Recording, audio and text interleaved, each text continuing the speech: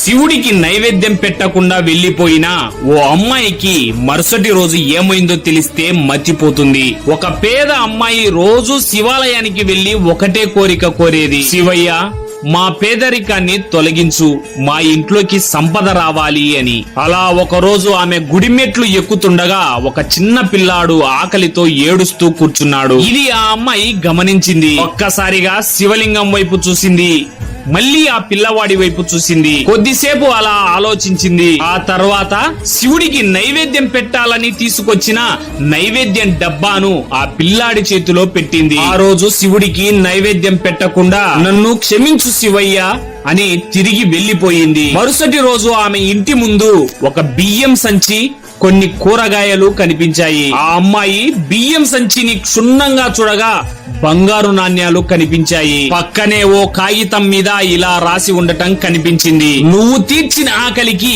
నీ శివయ్య ఇచ్చిన బహుమానం ఇది అని. అంతటితో ఆ అమ్మాయి కళ్ళ వెంట కన్నీళ్లు రాలాయి. ఆ శివయ్య ఆకలి తీర్చడం కన్నా ఆకలితో ఉన్న మరో జీవి ఆకలి తీర్చడమే ఆయనకు ఇష్టమని ఆ అమ్మాయి గ్రహించింది. ఫ్రెండ్స్, ఓం నమః శివాయ అని కామెంట్ చేసి చిన్న లైక్ చేయండి. Download ShareChat.